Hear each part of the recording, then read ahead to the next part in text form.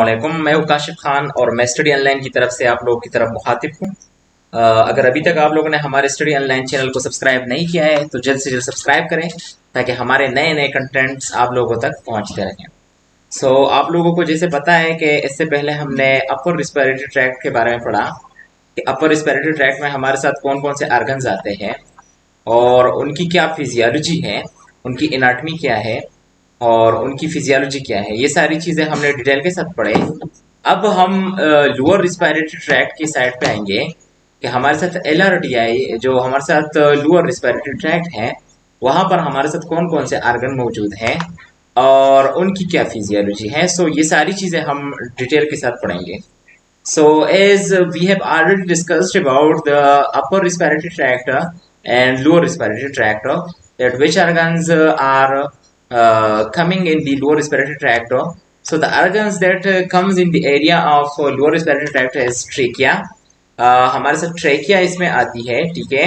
इसके साथ साथ हमारे साथ ब्रोंकाई आती है, फिर ब्रोंक्यूल्स आते हैं और फिर अल्व्यूलाई जो कि हमारे साथ लंग्स बनाती है, वो भी हमारे साथ लोअर रिस्पिरेटरी ट्रैक्ट में आते हैं। इनकी एनाटमी और फिजियोलॉजी पढ़ना बहुत ज़्यादा ज़रूरी है क्योंकि HN या एडल्ट हेल्थ नर्सिंग या मेडिकल सर्जिकल नर्सिंग में हम एक सिस्टम की सबसे पहले एनाटमी और फिजियोलॉजी पढ़ते हैं और फिर हमारे साथ जब उस फिजियोलॉजी में जो चेंजेस आते हैं या जो डिस्टर्बेंसेस आते हैं या जो डिजीजेस अकर होते हैं, फिर उनको समझने में हमें आसानी होती है। उसके लिए हम जो रिस्पिरेटरी ट्रैक्ट हैं उसको पहले पढ़ लेते हैं डिटेल के साथ कि हमारे साथ रिस्पिरेटरी ट्रैक्ट में कौन कौन से ऑर्गन्स आते हैं, उनकी फिजियोलॉजी क्या है। फिर लेट्स सपोज हमारे साथ उन्हीं फिजियोलॉजी में कुछ ना कुछ चेंजेस आते हैं तो वो हमें इजीली समझ में आएगी। अब जो लोअर रिस्पिरेटरी ट्रैक्ट का सबसे पहला ऑर्गन है वो हमारे साथ है ट्रेकिया। ट्रेकिया को हम उर्दू में हवा की नाली कहते हैं, ठीक है।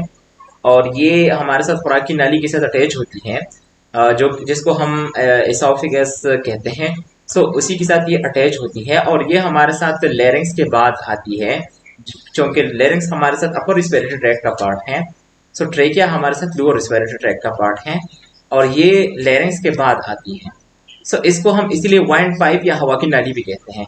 The trachea or wind pipe is a rigid tube 12 centimetre long. इसकी लेंथ हमारे साथ 12 सेंटीमीटर होती है and 2.5 centimetre wide, lying interior to the oesophagus. ये एसोफिगस के इंटीरियर होता है, सामने होता है, और एसोफिगस इससे पोस्टीरियर होता है, ठीक है। It is supported by about 20 C shaped rings of hyaline cartilage. ये हमारे साथ सी शेप्ड रिंग से बनी हुई होती है, जो कि इसमें 18 से 20 तक रिंग शेप्ड हाइलिन कार्टिलेज होते हैं। 20 सी शेप्ड इसमें हाइलिन कार्टिलेजेस होते हैं जो कि इस ट्रेकिया को या इस वाइंड पाइप को बनाती है। Some of which we can palpate between larynx and sternum, ठीक है।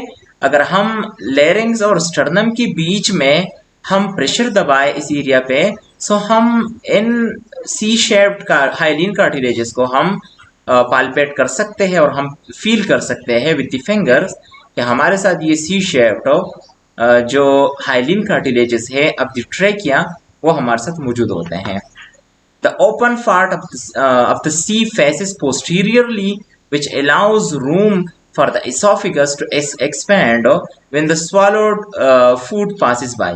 जब कभी भी हम खाना खाते हैं, ये जो सी शेप्ड के हमारे साथ ये जो इधर रिंग्स मौजूद होते हैं, इनका जो ये सी एरिया का जो ओपन एरिया है, ये हमारे साथ इनका जो फेस होता है वो एसोफिगस की साइड पे होता है। जब कभी भी हम खाना खाते हैं, ये इस सी शेप के इस ओपन फेस को फोर्स या प्रेशर के जरिए ये इसको प्रेस कर सकती है और फिर हमारे साथ एसोफिगस वाइड हो जाता है और खाना या फूड जो है वो इजीली स्वाल्व हो सकता है। इसीलिए ये जो नेचुरली ये हमारे साथ सी शेप से बने हुए होते हैं, क्योंकि इन सी शेप्ड रिंग्स की यहाँ पर बहुत ज़्यादा इंपॉर्टेंस है in the process of swallowing. The cartilages are spanned by trachealis muscle.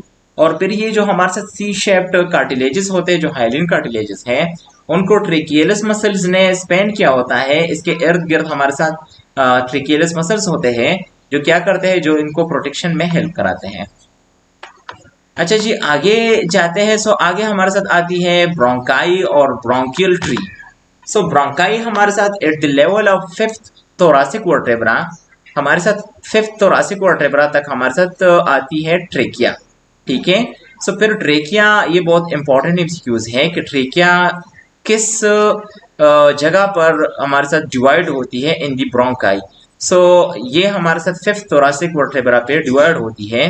Trachea divides into a right pulmonary bronchus and left for primary bronchus. So ये राइट प्राइमरी ब्रोंकस और left primary bronchus में divide हो जाती है। The right primary bronchus is more vertical, shorter and wider than the left. क्योंकि left side पे हमारे साथ हर्ट मौजूद होता है, सो हर्ट की मौजूदगी की वजह से वहां पर जो लंग है वो हमारे साथ क्या है, वो हमारे साथ टू लोब्स पे मुश्तमिल है।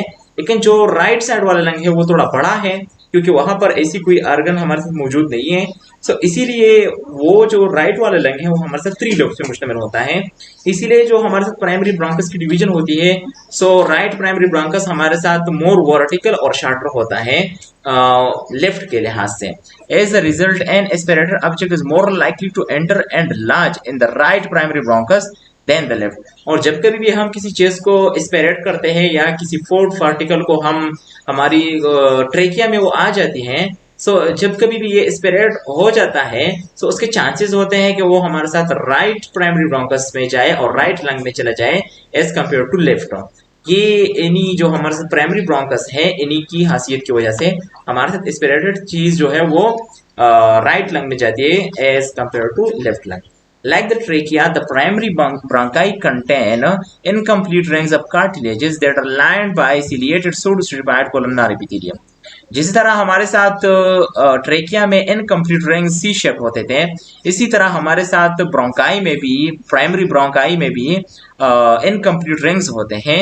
और वहां पर हमारे साथ इधर जो हमारे साथ ये इनकम्प्लीट सी रिंग्स जो हमारे साथ रिंग्स होते हैं, ये हमारे साथ ciliated pseudostratified columnar epithelial cell से ये बने हुए होते हैं। ये भी हमारे साथ कार्टिलेजेस हैं और इन सेल से हमारे साथ ये बने हुए होते हैं। ठीक है, the point where the trachea divides into right and left primary bronchi is called carina. जिस पॉइंट पे ये दोनों जो फिफ्थ वर्टेब्रा है जहां पर ये दोनों डिवाइड होते हैं, उस एरिया को हम कहते हैं, उस पोजीशन को हम कहते हैं carina. The mucous membrane of the carina is one of the most sensitive area of the larynx and trachea for triggering a cough reflex. और जब कभी भी हमारे साथ इंस्पिरेशन होती है, सो इधर हमारे साथ मोस्ट कॉमनली हमारे साथ इधर कफ रिफ्लेक्स ट्रिगर होता है, क्योंकि ये सबसे सेंसिटिव एरिया है। On entering the lungs, the primary bronchi divide to form smaller bronchi called secondary bronchi. Each lobe in the lung receive one secondary lobar bronchus. और हमारे साथ फिर फर्दरली ये जो प्राइमरी ब्रोंकाई ये सेकेंडरी ब्रोंकाई में divide होते हैं। सो वो सेकेंडरी ब्रोंकाई हमारे साथ एंट्री होती है उनकी ईच लोब में। सो राइट लंग में हमारे साथ थ्री लोब है, सो वहां पर हमारे साथ थ्री सेकेंडरी ब्रोंकाई होंगे। और लेफ्ट लंग में हमारे साथ टू हमारे साथ लोब्स है, तो वहां पर हमारे साथ टू सेकेंडरी ब्रोंकाई की एंट्री होगी। Secondary bronchi continue to branch forming till smaller bronchi called tertiary segmental bronchi. फिर ये फर्दरली डिवाइड होती है, इनकी डिवीजन यहाँ पर स्टॉप नहीं होती और ये टर्शियरी या सेगमेंटल ब्रोंकाई में इनकी डिवीजन हो जाती है। These bronchi furtherly divide into bronchioles. फिर ये हमारे साथ इतने छोटे हो जाते हैं कि इनकी जो हमारे साथ जो इनकी मेम्ब्रेन की जो साइज होती है वो 1 mm से भी लेस हो जाती है और ये परमिएबल बन जाते हैं और ये हमारे साथ फिर ब्रोंक्यूल्स में डिवाइड हो जाते हैं। The portion of the lungs ventilated by one bronchiole is called a pulmonary lobule. जो हमारे साथ वो पोर्शन जिसको एक ब्रोंक्यूल जाती है उसको हम पल्मोनरी लब्यूल कहते हैं। The bronchiole further divide to form terminal bronchioles. This extensive branching from the trachea resembles an inverted tree that and is commonly referred to as the bronchial tree. और ये डिवीजन हमारे साथ एक उल्टा दरख्त की तरह होती है। ये जो हमारे साथ ट्रेकिया डिवाइड हो जाती है टू प्राइमरी ब्रोंकाई में, फिर ये टू प्राइमरी ब्रोंकाई हमारे साथ सेकेंडरी ब्रोंकाई में, फिर इसी तरह हमारे साथ ये ब्रोंक्यूल्स में, फिर टर्मिनल ब्रोंक्यूल्स में। सो ये एक इन्वर्टेड ट्री की शेप देती है और उस ट्री को हम ब्रोंकियल ट्री का नाम भी देते हैं। ये आप देख सकते हैं ट्रेकिया, फिर प्राइमरी ब्रोंकाई, फिर सेकेंडरी, फिर टर्शियरी, फिर ब्रोंक्यूल्स, फिर टर्मिनल ब्रोंक्यूल्स। ये देखो, ये आप देख सकते हैं, ये हमारे साथ लाइक ट्री लाइक स्ट्रक्चर इसने बनाया है। ठीक है, इन्वर्टेड ट्री है। ठीक है, तो ये आपके साथ एक ब्रोंकियल ट्री बनाती है। The larynx, trachea, and bronchial tree are lined mostly by ciliated pseudostratified columnar epithelium, which functions as a mucociliary escalator. So हमारे साथ ये जो सेल्स होते हैं, ये हमारे pseudostratified columnar epithelial से ये बने हुए होते हैं, ये जो ब्रांकियल ट्री होती है, क्योंकि ये हमारे साथ क्या करती है, म्यूकोसिलियरी एस्केलेटर का काम करती है। जब कभी भी आप किसी चीज को वो करते हो, स्प्रेड करते हो, सो ये आपके साथ उसको एस्केलेट करती है, वापस लेके आती है। That is the mucus traps the inhaled particle and then the ciliary beating drives the mucus up to the pharynx where it is either swallowed or spit out। और जब कभी आपके साथ म्यूकस वहां पर जमा हो जाता है, सो ये थ्रू म्यूकोसिलियरी एस्केलेटर ये इस म्यूकस को बाहर की तरफ लेके आ जाती है।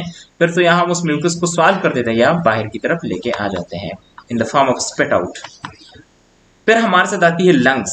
ठीक है, दो लंग्स होते हैं। Each lung is somewhat conical shaped organ with a broad concave base resting on the diaphragm and the blunt peak called apex faces upward to the clavicle.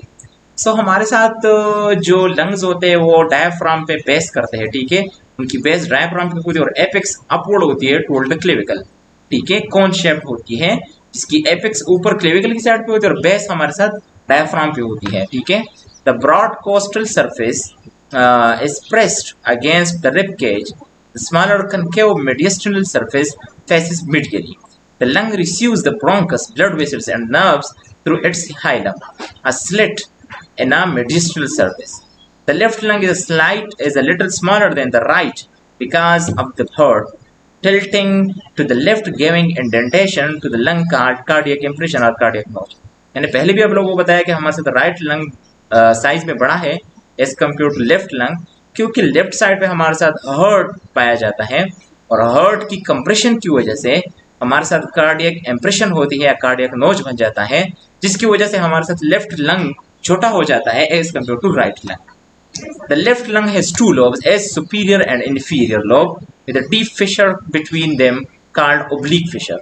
मैंने पहले भी आप लोगों को बताया कि लेफ्ट लंग में हमारे साथ दो लोब्स होते हैं और इनकी दरमियान हमारे साथ एक फिशर होती है, एक जुदाई होती है और उस फिशर को हम ओब्लिक फिशर कहते हैं। राइट लंग में हमारे साथ थ्री लोब्स होते हैं, एक सुपीरियर, एक मिडल और एक इंफीरियर, और इनके दरमियान हमारे साथ दो फिशर होते हैं। Superior lobe is separated from the middle lobe by horizontal fissure and the inferior lobe from the middle one by oblique fissure. फिर उसके बाद हमारे साथ अल्व्यूलाई आते हैं। सो अल्व्यूलस सिंगुलर है, अल्व्यूलाई हमारे साथ प्लूरल है। Is a pouch about 0.2 to 0.5 millimeter in diameter. It is lined by simple squamous epithelium. An alveolar sac consists of two or more alveoli that share a common opening. एक alveolar sac हमारे साथ दो या तीन alveoli में मुश्तमिल होती है जिनकी एक कॉमन ओपनिंग होती है। ठीक है, the surface area of alveoli is about 70 meters square. The walls of the alveoli consist of two types of alveolar epithelial cells, type 1 alveolar cells and type 2 alveolar cells। अब हमारे साथ जो alveolar sac होता है, सो वो lungs को 70 metre square की surface area provide करती हैं, और फिर जो हमारे साथ ये alveoli होती है वो two types of alveolar epithelial cells से बने होते हैं, टाइप 1 और टाइप 2। अब टाइप 1 का एक अपना फंक्शन और टाइप 2 का अपना फंक्शन है। Type 1 alveolar cells which are numerous and form a continuous layer, they are simple squamous epithelial cells। gaseous exchange occurs here। Type 1 में हमारे gaseous exchange होता है। Type 2 alveolar cells also called septal cells। Type 2 alveolar cells आपको हम इसको septal cells भी कहते हैं, और ये हमारे साथ राउंडेड और क्यूबाइडल शेप में होते हैं, which are fewer in number and found between type 1 cells। और ये टाइप 1 cells के बीच में सेप्टम का काम करते हैं, पर्दे का काम करते हैं। They secrete alveolar fluid to keep the surface moist। Type 2 alveolar cell आपके साथ म्यूकस प्रोड्यूस करते हैं, मॉइस्ट प्रोड्यूस करते हैं, जो कि alveoli को मॉइस्ट रखती है। Including the alveolar fluid is surfactant, a mixture of phospholipid and lipoprotein। Surfactants lower the surface tension of the alveolar fluid, which reduces the tendency of the alveoli to collapse। So ये आपको आपकी lungs को collapse होने से बचाती हैं। Seared with the alveolar wall are alveolar macrophages, dust cells। They are phagocytes which remove fine dust particles or other debris and pathogens from the alveolar surfaces। Alveoli are surrounded by a network of blood capillaries for gaseous exchange। So हमारे साथ alveoli के इर्द गिर्द पर क्या होते हैं, हमारे साथ कैपिलरीज होते हैं, और ये कैपिलरीज हमारे साथ परमिएबल होते हैं और ये गैसियस एक्सचेंज में हेल्प कराती है कि गैस की एक्सचेंज किस तरह हो। ये आप देख सकते हैं alveoli and their blood supply. ये आपके साथ अल्वियोलाई या अल्वियोलर सैक है, इसके गिर्द या इर्द गिर्द हमारे साथ ये कैपिलरीज आए हैं और ये कैपिलरीज हमारे साथ क्या करती हैं, गैसियस एक्सचेंज में हेल्प कराती हैं। सो ये सारा का सारा जो हमारे साथ लेक्चर था, it was all about lower respiratory tract anatomy and physiology. I hope कि इधर तक आप लोगों को बहुत कुछ समझ में आ गया होगा। इसके बाद हम जो हमारे साथ नर्व इनर्वेशन है या हमारे साथ जो सिंपैथेटिक कंट्रोल है ऑफ दी पल्मोनरी सिस्टम, या हमारे साथ जो कोऑर्डिनेशन है नर्वस सिस्टम का और पल्मोनरी सिस्टम का या रेस्पिरेटरी सिस्टम का, वो हम डिटेल के साथ पढ़ेंगे। सो अगर अभी तक आप लोगों को कुछ भी डाउट है सो आप लोग कमेंट सेक्शन में पूछ सकते हैं, हम आप लोग आंसर करेंगे। I hope you would like the video. Thank you for listening.